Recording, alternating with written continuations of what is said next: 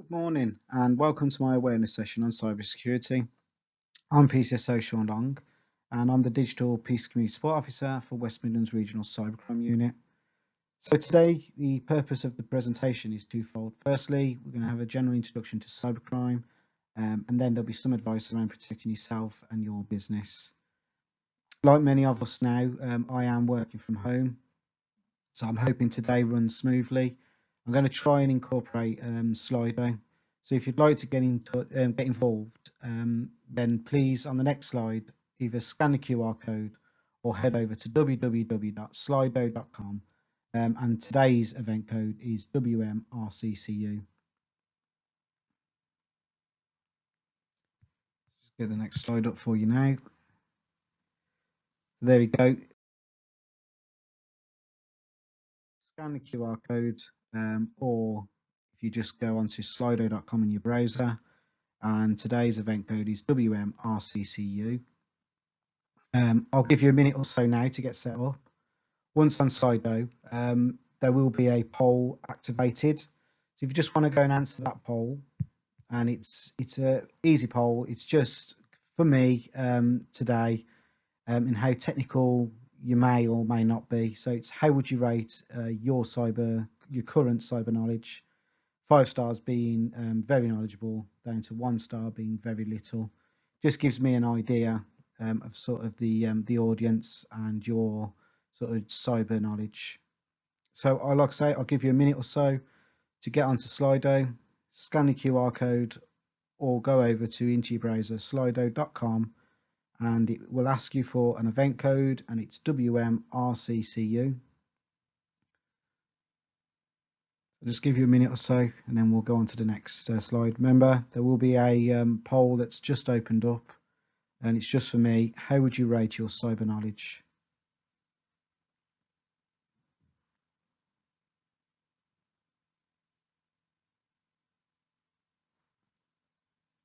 Please also feel free throughout the presentation. Slido will be with me, so I will look at questions coming in. At the end of the presentation, I'll try and answer as many as I can. So again, anything that you're unsure of, anything that I may have skipped over, or something that I've not mentioned, whether it's you've enjoyed the presentation or not enjoyed the presentation, again, just please leave me some feedback in the questions. Let me know how or what you'd like me to put on our future ones. So again, like I say, Slido will be open throughout the whole presentation. Please ask any questions.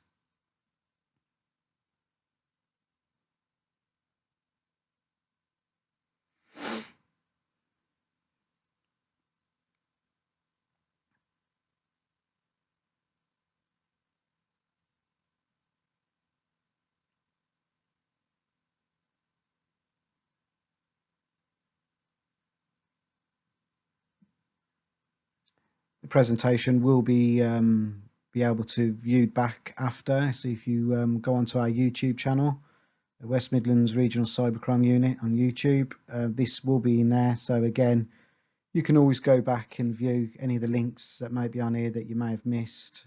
Again, you can come back on and sort of go back from where you may have sort of wanted a bit of clarification. You can go back and read up on that.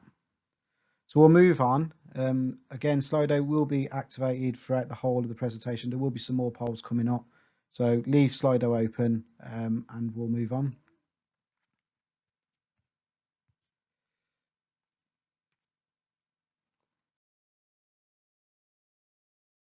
So the aims of today, so we know the problem's growing. Cybercrime is growing. It's not going anywhere.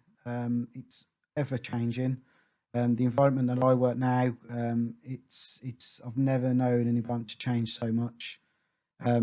We all need to work together. Us, the police, we're not going to be able to arrest our way out of this. So the more we work together, businesses, academia, schools, we all need to work together so we can raise awareness of the threats. We can put the help that's out there, get that all available, and help people understand cybercrime. It's very much like traditional crime. There's things in the traditional world that we'll have put in place to protect ourselves and our loved ones. Cybercrime is very much the same. Once you open that laptop, what measures and what security principles have you got in place to stop people getting in and getting access? And then we also want to encourage reporting. As we know, action fraud is the main reporting mechanism. We want to encourage that, and people ask why. Well, we have a regional level, we have a local level. The more you report, the more we can take bits out of that and sort of tailor our presentations to suit what's coming in, what is being reported now, what is the current threats. So again, action fraud plays a massive part. The more you report, the better understanding we have around cybercrime.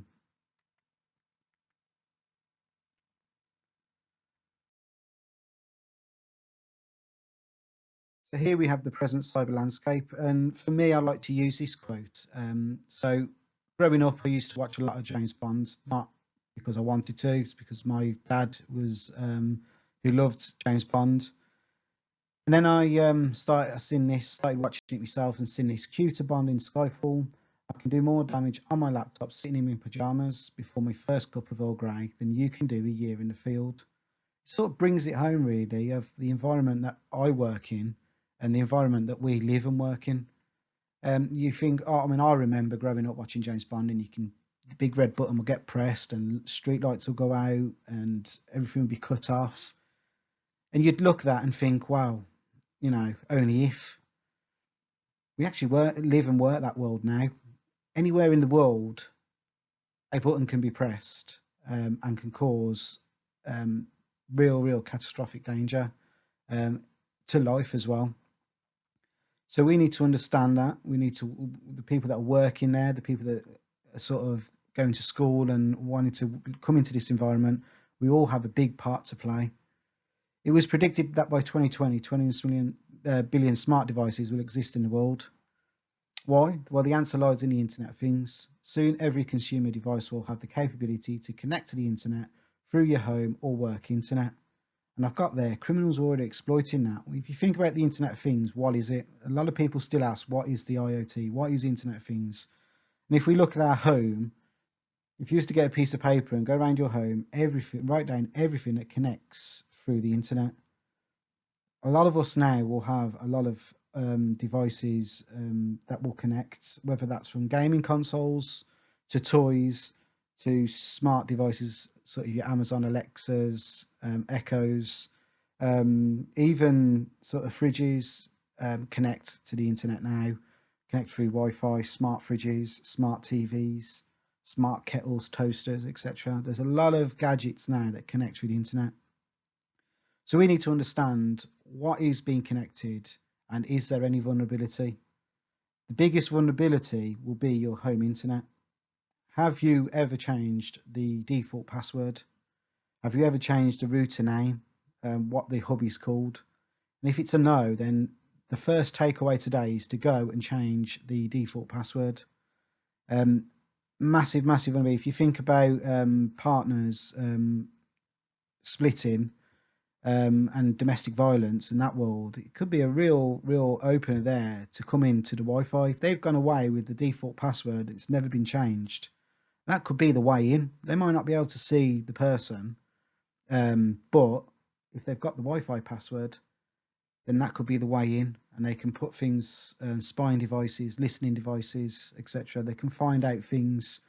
It may be the kid's toy that may be the way in to listen and to connect.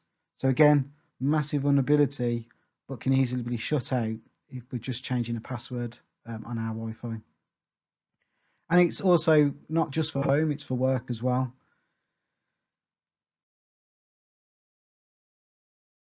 So if you think about Internet of Things, we've got a fish tank there. It turns out even a place that you would assume would take security measures possible ended up being a victim. So here we have hackers took aim at a casino, and this is a casino in America. And you can check this on Google, you can read about it. It's a really intriguing story. But it was the way in, how they got in. So you think about how criminals get in, it's not through the front door, and they look for a back door. The back door here in the casino was the thermostat in the fish tank. Not going into specific details, but the intrusion did lead to hackers getting data from the high roller. I think it's a sort of a game that they might have in there. So the high roller database, they got access to that. Like I say, it is available on Google if you read about it. Really intriguing, really interesting. If you think about your workplace, again, like we would at home, what connects through the internet? Are employees, employers, people bringing in devices that can connect? So again, we need to understand what's coming in, what's being connected, because that could be your vulnerability. We think about vulnerability, and a lot of time it's the human vulnerability, the human aspects. But if the weakest link could be the kettle, the toaster, the fridge, or even the photocopy machine, it could be that that human is bringing in a device, and that could be the vulnerability. Again, we need to understand that, and we need to adapt and put measures in place to keep ourselves secure.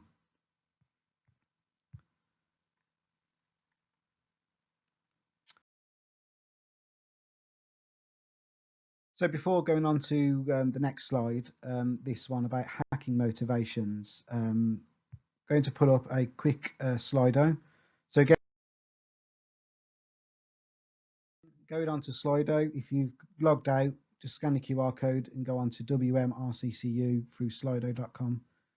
The second question is who is doing the hacking? Who is doing this hacking? So again, I just want your thoughts of what you think or who you think could be doing the hacking. Again, I'll give you a minute just to put in your suggestions and ideas, and then I'll go on to the side and give you a few of my examples of who's doing the computer hacking and why. Again, please feel free to ask questions throughout the presentation. And whilst I've got a bit of downtime, I will go through and start answering some, and I will do at the end as well if you want to hang on and keep Slido open, then I'll answer questions through Slido. So again, a minute just to answer the poll on Slido. Who is doing the hacking? Just give me your ideas and thoughts.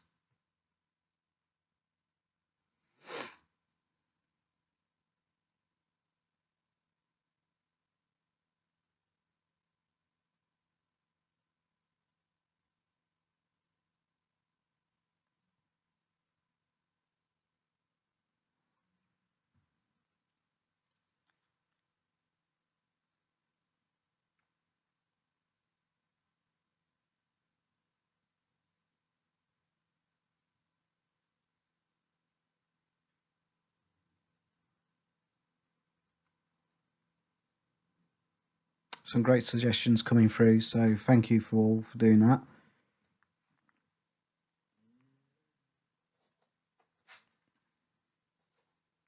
I think we'll start to go on to the next slide now. So a few of the motivations that I sort of think sort of brings it home. The fame, kudos, experimenters and gamers. So from the environment that I work and reaching out, working with the NCSC, the NCA, a lot of the gaming events that we go to or did go to, such as Insomnia and places and gaming festivals like that.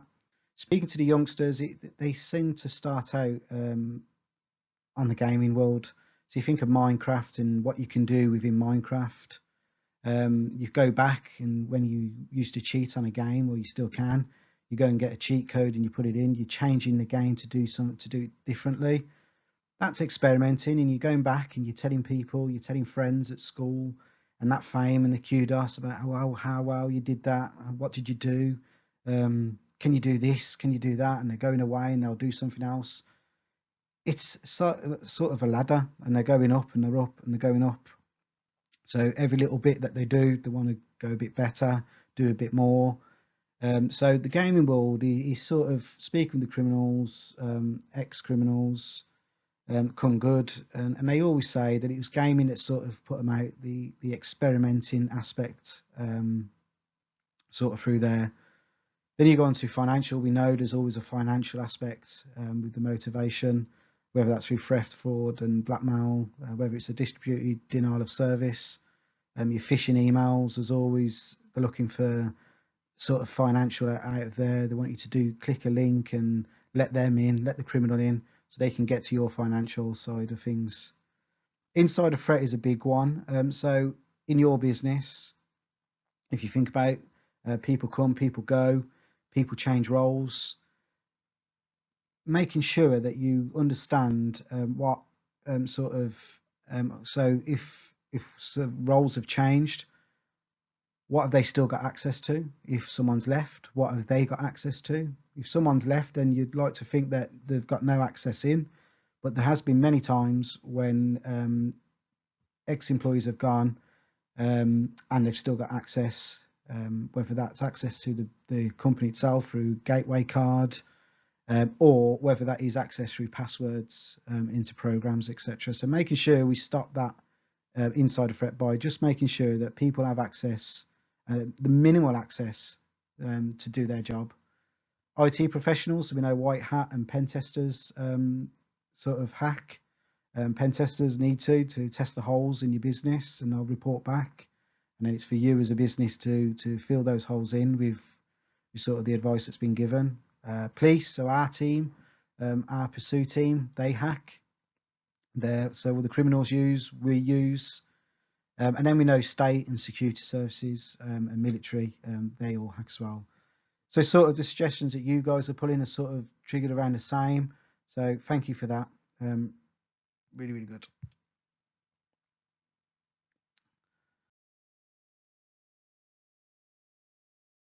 So when we talk about, let's just talk about phishing. Phishing's a big one still. So our advice is don't click on links or download attachments within emails. But we know the main vulnerability to your business will be through phishing emails, and that can be through any way, sort of programs that you may have, through the individual having access to emails and clicking links, through financial teams, our IT teams, they'll have emails come into them. It may be that you've got a staff member that's probably clicked on a link, and it doesn't mean that you're going to get hacked. It doesn't mean that a criminal is going to come at you now. What it does mean, though, they could be sitting in the background, monitoring, listening, all the emails coming in, who are the key players in their business. And what you'll find is they'll target those. And after sitting for months and months, looking at emails, looking at the type of headers you use, how you sign off emails, they will sort of put an email together and send that out in the hope that someone will think, oh, I've got to click that link because it's so and so. It's got all the header on. It looks legit. I'm going to click that link. But by clicking that link, you download a whole load of nastiness. It may be that they're putting an email together, but it's not the link they want you to click. They want you to download an attachment. So again, with an email, we just want to look out for a few things. Look for the sender's email. Who's it going to? Who's it come from? The grammar in the message. So is there spelling mistakes? That can be a telltale sign of phishing. Hover over any links, and what you'll find is it will tell you where it's going to go to.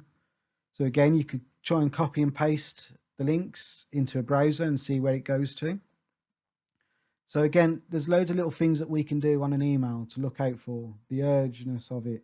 Is there a rushness for you to click a link or to do something or to act now? So again, just monitor that and flag it up. And I'll give you a way to flag phishing emails up later on in the presentation. But we was talking about attachments. So a big one here, if you are to download an attachment, potentially you could end up with your files being encrypted. It's what we call a ransomware. Well, it is a ransomware.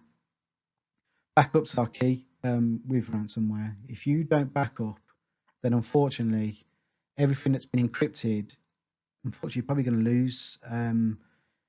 We don't encourage to pay the ransom through downloading of attachments. So if they are asking you for a ransom, it could be anywhere from 100 to 300 to thousands to hundreds of thousands of pounds, depending on the nature of your business. But it could cripple businesses. We know about businesses being crippled by ransomware. So again, if you back up, then at least you've only lost a bit of data, but you've got the overriding majority back. The ransomware will come in as a form, as we can see here.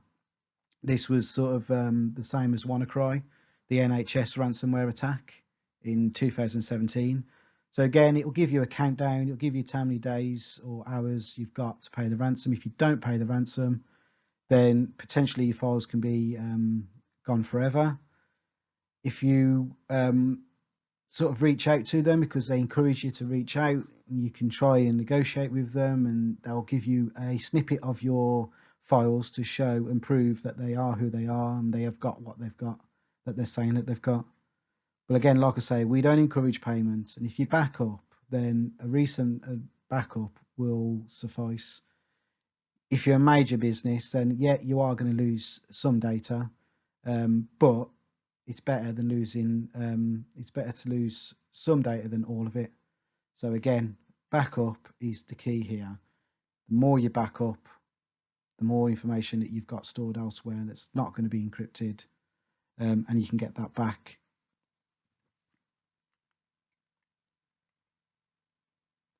So I was talking about the reporting tool here on the NCSE website. Cyber criminals, we know, love phishing. Unfortunately, this is not a harmless riverbank pursuit. So when criminals go phishing, you are the fish, and the bait is usually contained in a scam email or text message. The criminal's goal is to convince you to click on the link within their scam email or text message. So again, the messages may look like the real thing. They're malicious. So once clicked, you'll be sent to a dodgy website, which you could download viruses onto a computer and steal passwords. If you've received an email which you're not quite sure about, then please forward it to the suspicious email reporting service, which is that email there, report@phishing.gov.uk. The message might be from a company you don't normally receive communication from. It may be someone you don't know. You may just have a hunch. If you are suspicious, then we encourage you to report it. Your report of a phishing email will help us to act quickly, protecting many more people from being affected. So again, report@phishing.gov.uk is the place to forward any suspicious emails to. And what the NCSE will do then, they will monitor and look at every single email that comes in. And if there's a service to take down or they can do things beyond that, then they will act. So again, please report at report@phishing.gov.uk.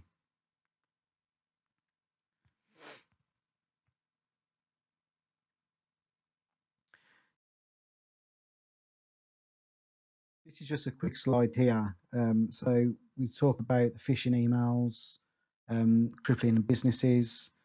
It will then report to Action Forward, and it might come to us on the regional level. And this is a type of a job. This is a job that we had, and this took 2 years. So as you can see here, all over the world, we've got payments, we've got suspects, and we've got servers. You can imagine a small team going out and trying to do that, not just once, but many, many reports coming in. The tools that are used within the cyber world. And again, we talk about the dark web, which I'll briefly touch on it shortly. So you're using tools within the dark web.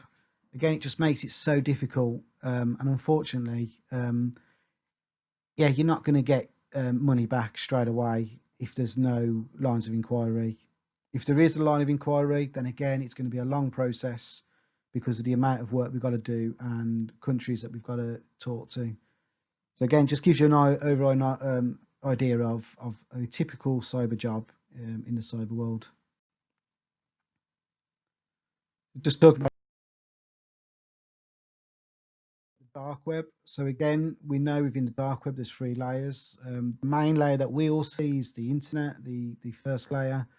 This is where you'll go in onto Google, etc. Then you've got the deep web.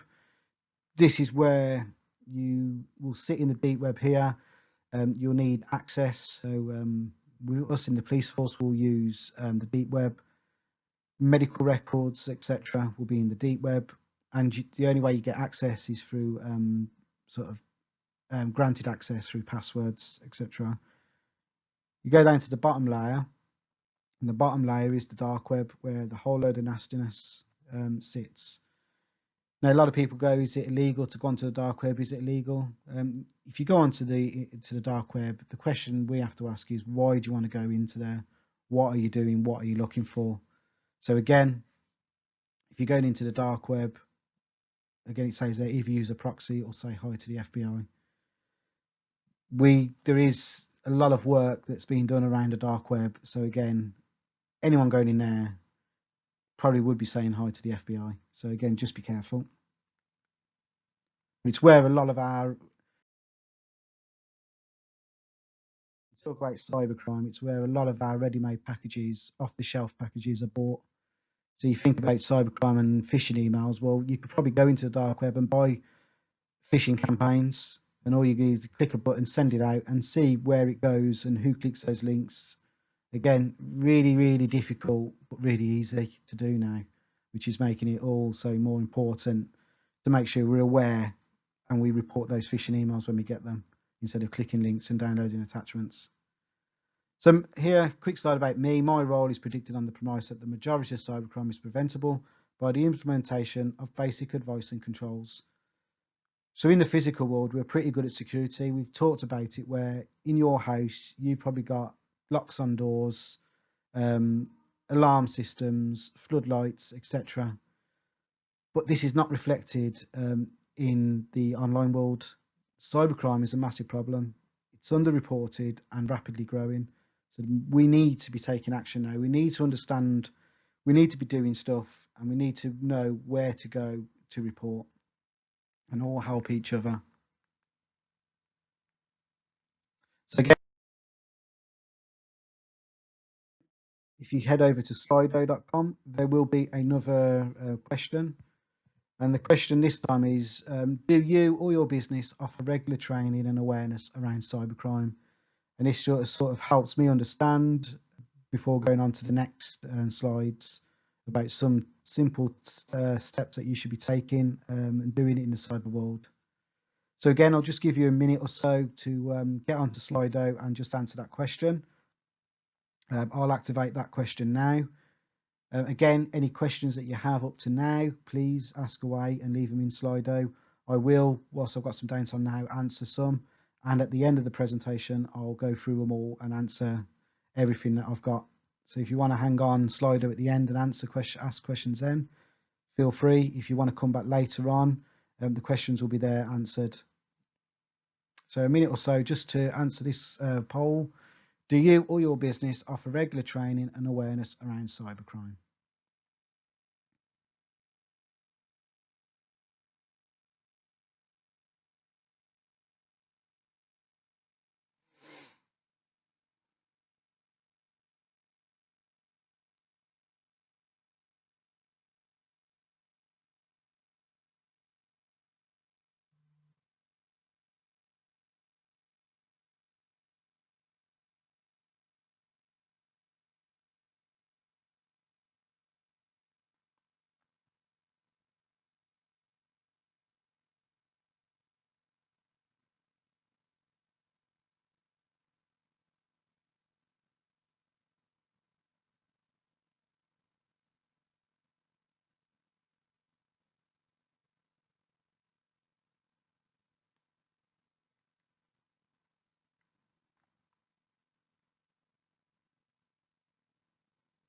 We'll head over to the next slide now. But thank you for that. Just gives me an idea of what's happening. Is cybercrime on the agenda? Is it being talked about? Is training being offered? Again, we are open. If you want some training, if you have training days, and we can do some virtual presentations like we are today. If there's something bespoke that you want, please get in touch. There'll be the email address at the end. Get in touch, let us know, and we can tailor our presentations to suit what you need. So going through some of the sort of basic measures that we all should be doing now. So again, we talk about here separate email password. Yeah, we need to have our email password separated from any other account that we're using. If you're the type of person that uses the same password for multiple accounts, then you need to be making sure that you get a separate email password for you, a separate password for your email. Your personal email account contains a lot of important information about you and is the gateway to all your other online accounts. If your email account is hacked, all your other passwords can be reset. So use a strong password that is different to all your others. Keep it secure, keep it separate is the message there. So remember, any email that you have, you want a separate password to anything else. And talking about emails, a great tool here, Have I Been Pwned? It's a free resource for anyone to quickly access if they may have been put at risk due to an online account of theirs being compromised or pwned in a data breach. It's dead simple to use and entirely free. Just simply input an email address and let Have I Been Pwned tell you if that email has been compromised in a data breach. So if you go on there, I put in my work email address and I put in my personal, and if it does have any breaches, it will flash up, it will come up red. If you scroll down, it will tell you what accounts or what you need to, what's been compromised, such as it could be date of births, it could be home address, it could be physical addresses, etc. So again, just have a look, put your email in and see what comes back. If it's green, then there's no issue. But if it comes back red, then there is a few issues, and it just means you need to, like a house, if you get burgled, you need to change the locks or potentially doors. So again, going onto there, if it comes up red, you just need to make sure you change that account password. If it comes up as a general account, just change it. If it comes up as a sort of a spam bot or something, then it may be that you're the type of person that uses the same password for multiple accounts. Come away from that, go into your major accounts and change the passwords, and we'll talk about passwords shortly.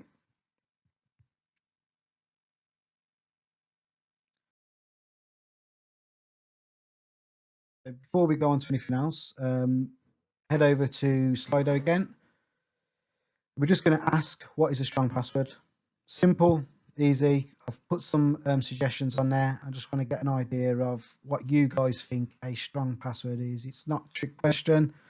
We'll go into passwords next. I just want to get your idea as to what you guys think a strong password is. So again, give it a minute just to have a look and see what you guys think.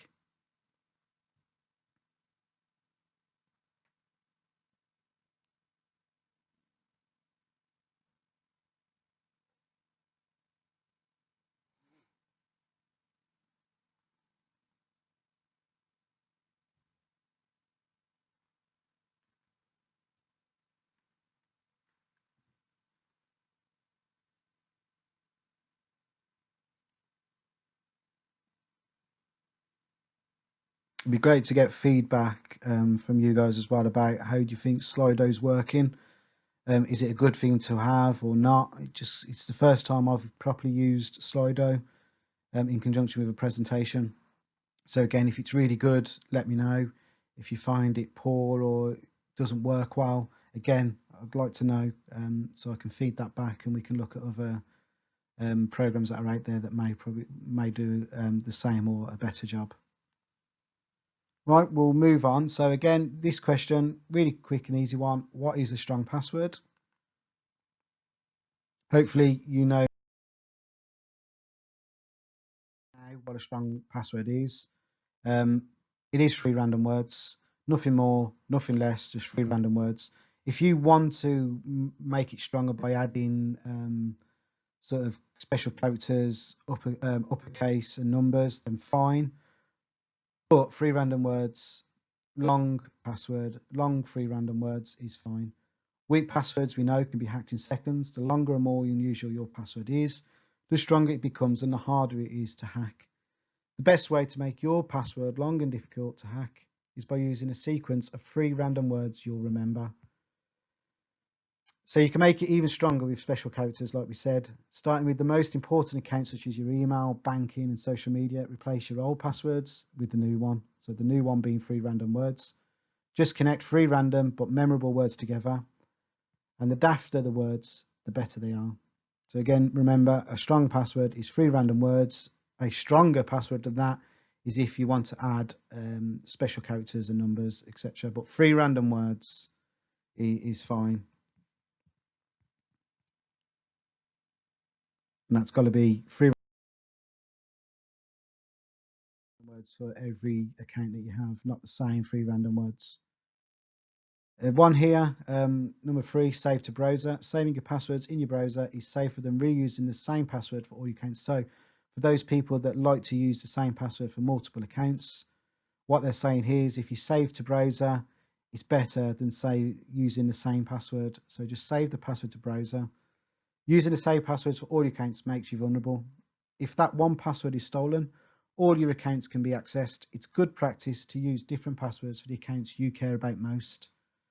So of course, we know remembering lots of passwords can be difficult, but if you save them in your browser, then you don't have to. Online service providers, we know, are constantly updating their software to keep sensitive personal data secure. So store your passwords in your browser when prompted. It's quick, convenient, and safer than reusing the same password. So a lot of people say, well, should you really be encouraging to save to browser? But again, if you're that person that saves and reuses passwords, then saving them to your browser is better, because we know service providers are constantly updating their software to keep that personal data secure.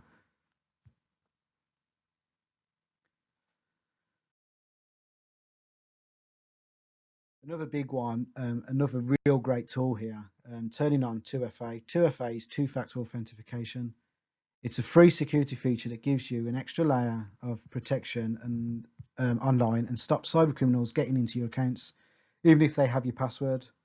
So 2FA really basically reduces the risk of being hacked, and it asks you to provide a second factor of information, such as getting a text or code when you log in to check, say, who you are. It could be to check if the online services and apps you use offer 2FA. It's also called two-step verification or multi-factor authentication.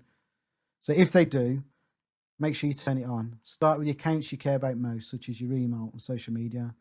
So 2FA is basically something you have and something you know.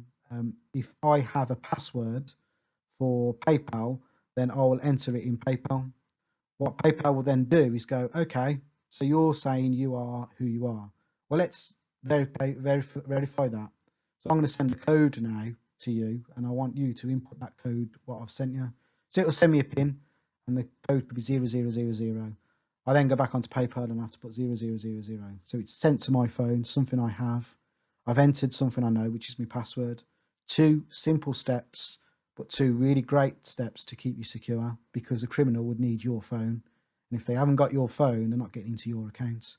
So by activating 2FA, you are making sure you're doubly sure.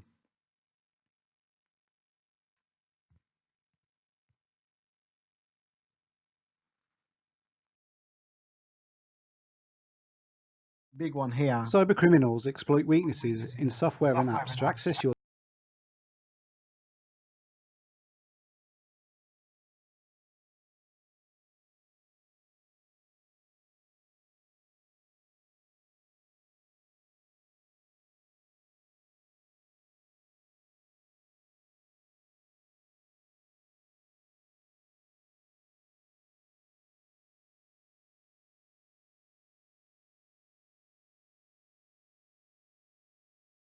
So number 6 is back up your data. So again, if your phone, tablet or laptop is hacked, your sensitive personal data could be lost, damaged or stolen. So to make sure you keep a copy of all your important information by backing it up. You can choose to back up all your data or only information that is important to you. Keep everything secure by backing it up. Massive. We've talked about it with ransomware. So you want to make sure you back it up and keep it secure.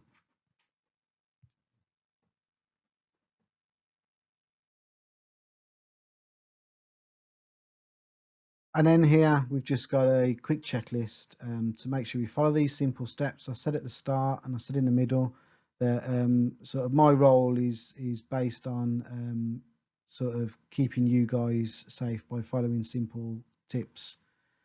So again, firewall, making sure it's active and it's on and it's blocking out the traffic it needs to. Password hygiene, two-factor authentication we've just talked about. Security software.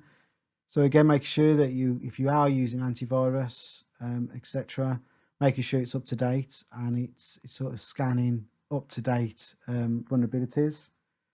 System updates and migrate. Again, we talked about system updates, patching.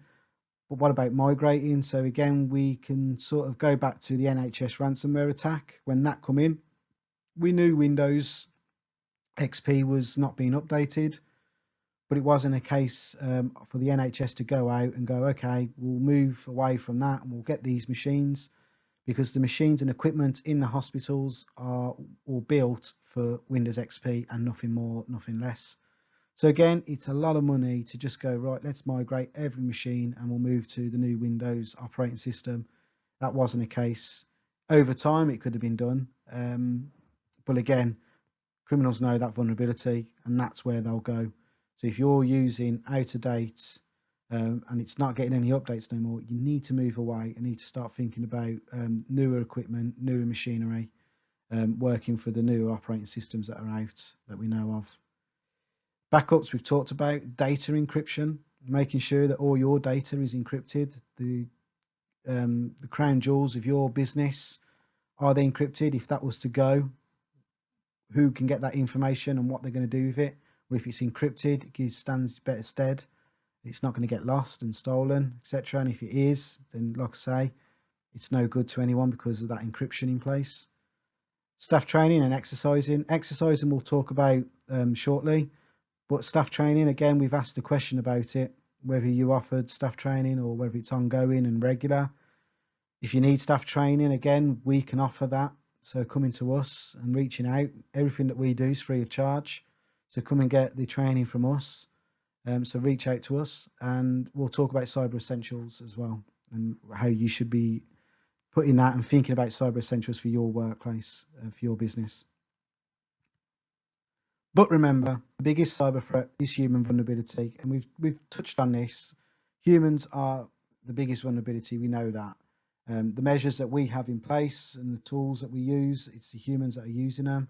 So again, we are the biggest vulnerability because we could be clicking that link or downloading that attachment in a phishing email. But by regular training and doing all this, there's measures in place. There's things that we can do and raising that awareness. So the more of these that we do, the better chance we have preventing a cybercrime attack. So now we're going to go into a bit about what support is out there for your business. We know Action Forward, we've touched on this. Action Forward is the main reporting mechanism for fraud and cybercrime. So we encourage reporting of cybercrime through the National Reporting Mechanism. You can do that online, 24 hours. You can ring the hotline. We know it's underreported and we encourage reporting because we need to know what's happening out there. If no one reported, we wouldn't get a real picture of what's happening. And we can filter that to our local teams, our local cyber teams and local fraud teams as well. So again, please report. The more you report, the more you're helping us reach out and put information out to help others. The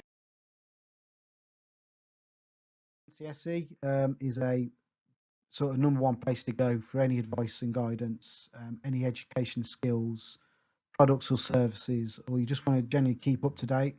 Head over to www.ncsc.gov.uk. They are the people that help to make the UK safest place to live and work.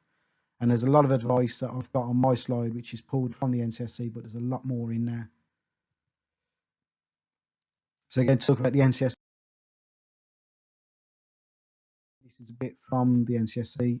This is the National Cyber Security Centre's relaunched small business guide. So this sets out 5 key areas for your business to help improve their cybersecurity. This is a new look guidance and it arrives at a time when many organisations have moved their operations online due to the coronavirus pandemic. It highlights accessible and actionable steps to take which have little to no cost, and that's the overriding theme of this presentation and all our presentations. The advice that we give is it's little to no cost and steps that you can do today.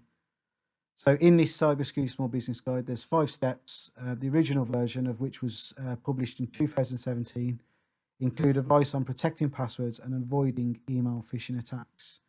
The 5 recommended areas are, so the first area is backing up your data, which we've spoken about and talked about. Top tips include keeping a backup of data separate, reading our cloud security guidance and backing up regularly, protecting from malware. Top tips include switching on firewalls, preventing staff downloading dodgy apps, and controlling how USBs can be used. Keeping your smartphones and tablets safe. So there's top tips including making sure devices can be wiped remotely, not connecting to unknown Wi-Fi networks, and keeping device software up to date. We've talked about it, but again, using passwords to protect your data. Top tips here include avoiding predictable passwords, using two-factor authentication, and changing default passwords. Again, we've touched on it, but you can see here, this is a small business guide, and these tips in here from the NCSE. If you do those, you stand yourself in better stead of protecting yourself against a cyber attack. And then you've got avoid phishing attacks. Top tips include checking for obvious signs of a phishing, reporting all attacks, testing resilience using the exercise in a box tool, which I've got on here and I'll talk about shortly. So a lot of advice there. And we know earlier this year, a survey by the Department of Digital Culture, Media and Sport, DCMS, around half of micro and small businesses, 52%, reported falling victim to a cybersecurity breach or cyber attack in the past year. The average cost to these businesses was nearly 1,000, rising to more than 3,000 for some. And I touched on it at the start. Small micro businesses, that is a lot of money, which could cripple them and could put them out of business. So again, we got to do these tips. There's a lot of information in this presentation, and by taking that and going back to your work and putting these in place, you'll stand yourself in better stead to prevent a cyber attack. It's simple as you can protect against the majority. That's a simple message. You can protect against the majority.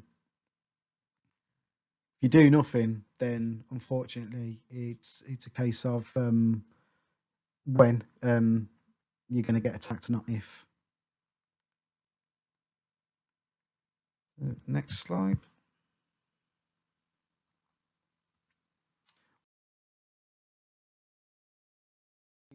On the NCSE's website, if you head over to the NCSE, www.ncsc.gov.uk, they have staff training online. It takes about 30 minutes. So the NCSE's recent work with small to medium-sized enterprises and charities, including the legal and accountancy sectors, has highlighted a key issue for those organisations. There is so much more cybersecurity advice available these days. Many people find it hard to know where to start. Some organisations struggle to explain why cybersecurity is something that all staff should even care about. Even larger organisations with dedicated training resources find it difficult to explain the technical aspects of cybersecurity in ways that are relevant to their staff, so they can help keep their organisations and themselves safe from a cyber attack. So for these reasons, the NCSE has produced a new e-learning training package, Stay Safe Online. Top tips for staff. It's totally free, it's easy to use and takes less than 30 minutes to complete. The training introduces why cybersecurity is important and how attacks can happen, and then covers 4 key areas. And the areas are defending yourself against phishing, using strong passwords, securing your devices, and reporting incidents. If in doubt, call it out. The training is primarily aimed at SMEs, charities, and the voluntary sector. But this can be applied to any organisation, regardless of your size or your sector. It's been deliberately designed for a non-technical audience who may have little or no knowledge of cybersecurity, with tips that complement any existing policies and procedures. So again, NCSC website, get that, give it a go, and it's a resource there that you can use for your staff. Get your staff all on that, get them all trained up, and get them raise awareness around what they should be doing. And again, the 4 key areas that I've just mentioned.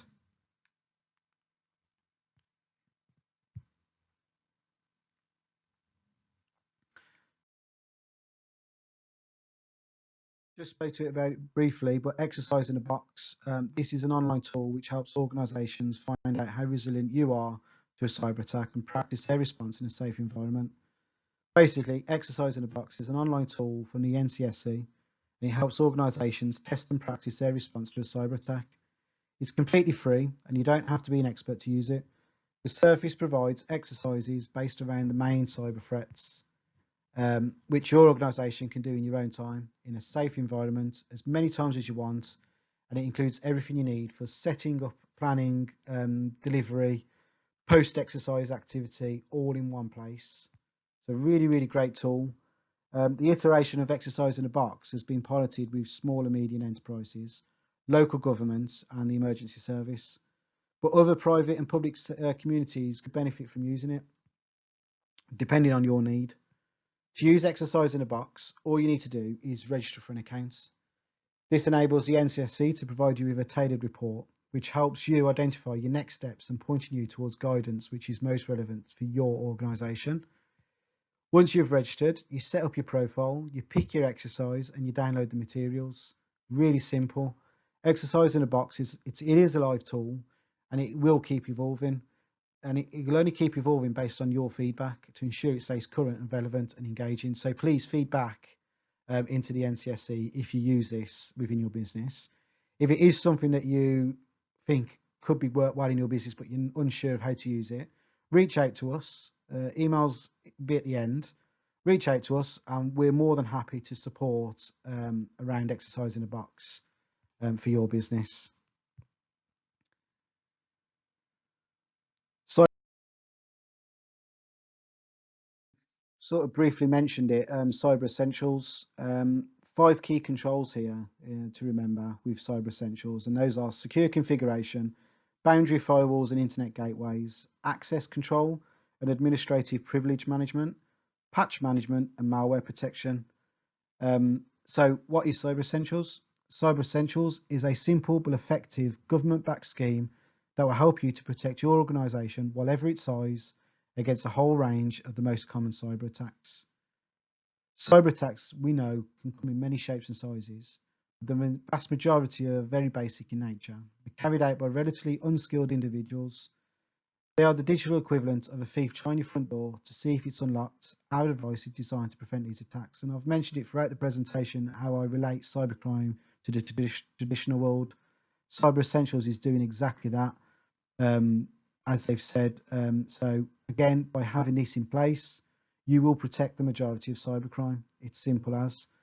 We know that that by putting all these in place, by doing the basics, you're doing the right thing.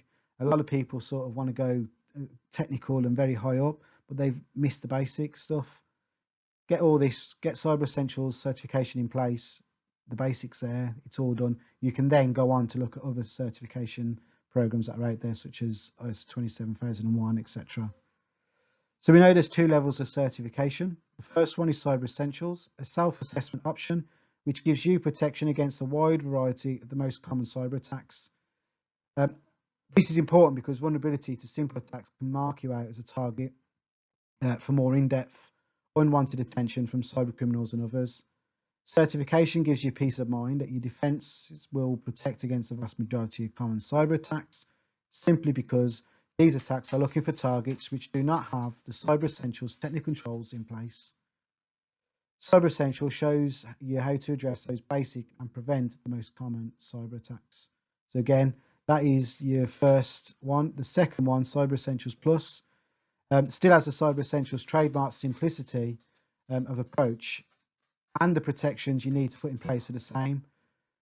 But the difference here is Cyber Essentials Plus is a hands-on technical verification which will need to be carried out. So why should you get Cyber Essentials?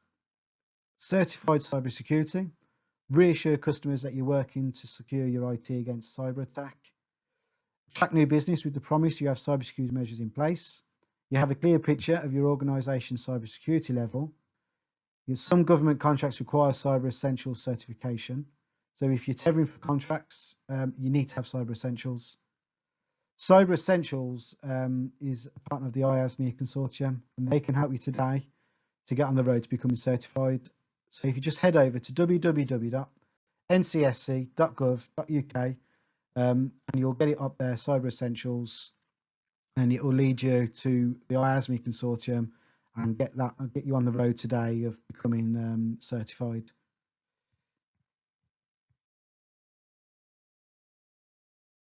If you'd like to get in touch with us here at West Midlands Regional Cybercrime Unit, then please visit our website www.wmcyber.org. You can also visit our social media accounts at Facebook, Twitter and LinkedIn. If you want to check out our YouTube channel for plenty more short videos which we regularly put on, then please head to YouTube, or you can download our podcast, Cyber Threat Weekly, all available on our website. If you also come onto our website, you can, if you're interested, you can sign up to our Cyber Sentinel, when you can get all up-to-date information, current threats, and what we're doing across the region. So you can sign up to that. And that's at our website, www.wmcyber.org. And the last bit now is to go back onto Slido. Again, if you've logged out, click this QR code or head over to www.slido.com and event code WMRCCU. Last question, just for me again, what is your cyber knowledge now? If you can just give you a minute to do that. Again, if you've any questions, I will be answering them. I have answered a few, but I will at the end. We've got one slide left now, and then I'll answer the questions. So if you want to come back to this Slido, I will be answering. And just give you a minute just to answer the question. What's your cyber knowledge now? From when you told me at the first slide, what you've learned now, is it more or is it less or still the same?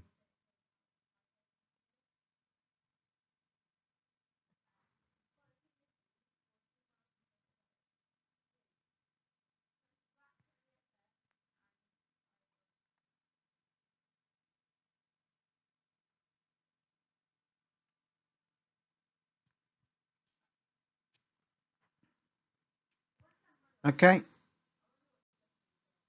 thanks for listening. So again, I've got my details there. I am the Digital PCSO for the West Midlands Regional Cybercrime Unit.